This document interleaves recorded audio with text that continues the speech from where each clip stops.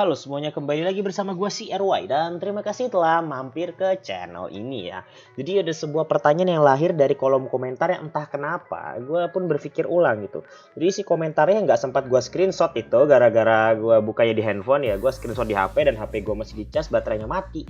Dan juga ya lu ngerti sendiri lah ya, HP gue mati karena nyari nekopoi. Oke, jadi yang ingin gue bahas di sini adalah apakah benar ketika kita menyimpan anime bajakan kita masuk penjara? Coto mate, kenapa serem sekali gitu.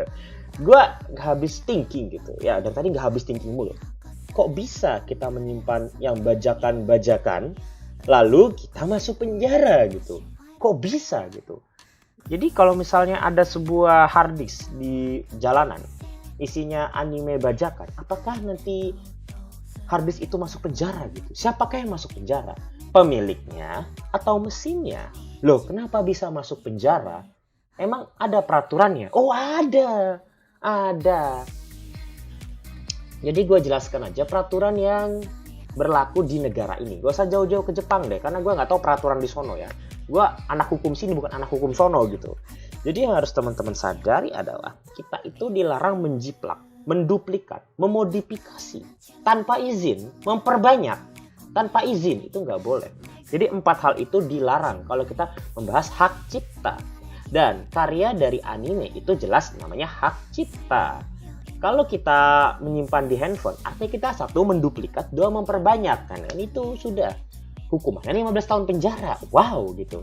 Bayangin aja nanti penjara penuh hanya gara-gara orang yang nyimpan apa tuh doang, cuma video mantap-mantap dan juga anime doang. Wow, gitu loh. Penjaranya apa muat gitu.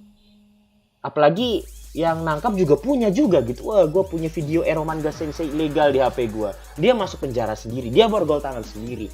Kok gini sih peraturannya? Tapi emang kalau itu namanya pencurian, jadi wajar kalau hukumnya ada. Yang jadi masalah adalah hukumnya tidak kuat gitu. Jadi banyak sekali hal-hal di hukum-hukum yang berlaku di negara ini, tapi hukumnya itu tidak ditegakkan dengan kuat, seperti buang sampah sembarangan, merokok di tempat umum, dan yang paling simpel adalah lalu lintas ya, seperti itu kan banyak sekali itu orang yang melanggar gitu. Disuruh bawa helm ya cuma di jalan raya doang, padahal kan menggunakan motor tuh wajib pakai helm gitu. Emang ada Anda jalan di komplek itu, di komplek tidak apa-apa pakai helm? Nggak ada cuy. Setiap kita ingin menaiki motor, kita wajib pakai helm. Setiap kita menaiki motor ya, bukan berarti pas udah sampai jalan raya ada polisi baru pasang. Enggak. Jadi mau nggak mau itu pasti ada pelanggaran. Nah, kalau pelanggaran lalu lintas itu namanya pelanggaran tak kasat mata.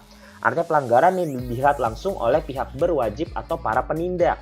Nah, itu kalau di hukum lalu lintas. Lantas apakah yang terjadi kalau misalnya kita menyimpan video anime ilegal di handphone kita?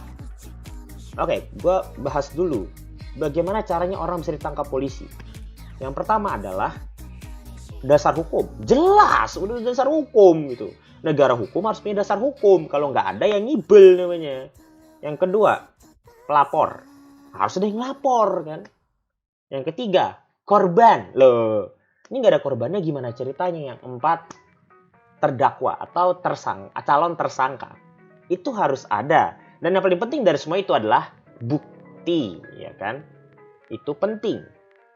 Jadi sekarang ini misalnya gue di handphone gue ternyata nyimpan anime ilegal.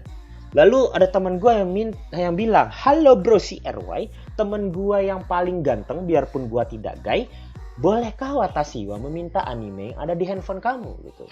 Karena aku lagi sangge berat, seperti itu. Waduh, maghrib lagi. Oke, kita selesaikan videonya. Lantas dengan sangat sederhana bakal gua jawab, simple aja seperti ini. Halo sahabatku yang hobinya minta-minta doang pakai share it. Aku tidak ingin memberikannya. Kenapa? Karena kamu tuh kalau dikasih malah main cut-cut aja gitu. Harusnya di copy bukan dicut-cut gitu kan. Oke, dari situ pun mereka berantem keduanya. Mereka kejang-kejang dan akhirnya berpikir lagi. Oh, kamu ini jahat sekali padaku. Aku akan melaporkanmu ke polisi. Akhirnya datang ke polisi. Bapak polisi, saya mau melaporkan Undang-Undang Nomor 22 Tahun 98 tentang penggandaan karya hak cipta orisinil gitu kan. Oh oke, gitu katanya. Anda ini sebagai apanya ya? Sebagai korban apa gimana? Oh, saya korban. Oke, Anda korban. Kerugian Anda apa? Kerugian saya dia mengambil karya. Itu karya Anda bukan? Bukan. Ditendang Anda dari kantor polisi. Ngawur aja nih bocil. Sange kagak modal gitu kan. Akhirnya Anda si dia itu dikeluarkan dari kantor polisi. Kenapa? Karena untuk menjadi seorang pelapor itu jadi harus punya ikatan dengan korban. Harus korban yang lapor gitu. Anda nggak bisa lihat, waduh, cewek gua tuh di NTR, lapor polisi, gitu katanya. Ya kagak bisa lah bos. Emang ada, tapi namanya surat kuasa gitu. Itu tanggung jawabnya gede pakai surat kuasa itu. Pakai materai gitu kan. Dari situ pun Anda sudah paham. Kalau Anda ingin ditangkap polisi gara-gara ditangkap polisi atau masuk penjara cuman gara-gara nyimpan anime, syaratnya itu yang pertama adalah yang laporin ente itu perusahaan Jepangnya langsung. Bayangin perusahaan Jepang capek-capek gitu kan, buset lah. Ini ada berapa ratus juta ini, berapa miliar ini. Satu-satu dilaporin. Pertama 1, 2, 3, buset sampai setahun kepolisian Jepang. Waduh, gue cuma ngurusin satu, itu baru satu judul, baru satu episode. Ada 12 episode. Kalau misalnya ada 1 miliar orang yang menyimpan dan ternyata ada 12 episode, artinya yang dibuat adalah 120 miliar laporan gitu. Gimana tidak menyusahkan gitu. 220 miliar laporan ngetikan gitu. Biasanya kan polisi hobinya gitu kan ngetikan. Jadi keluhannya apa? Ini mbaknya mau melapor apa ya sama kami? Jadi gini mas, dia nyakitin aku, katanya. Dan dia juga meninggalin aku. Dia janji nggak bakal ninggalin aku, gitu polisinya kan. Padahal dia lagi main solitaire gitu. Padahal itu si polisi padahal ya. Kenapa? Kalau mau bikin laporan itu ya yang jelas dong. Jangan cuma lu sakit hati, lu ke sandung batu, lalu ingin laporin batu ke pihak berwenang. Itu konyol gitu kan. Tapi memang ada hukumnya melakukan tindak kekerasan kecil gitu. Emang ada itu. Tapi ya, gitu kan. Gak usah dipikirin. Jadi kalau misalnya Anda mendengar hal seperti ini, pertama itu gak usah dipikirin dulu gitu. Kalau terlalu lebay gitu kan, kita juga ikut bingung gitu. Gak lu doang, gue pun ikut bingung gitu. Karena ini hal yang membingungkan gue. Kenapa ada yang bertanya seperti ini?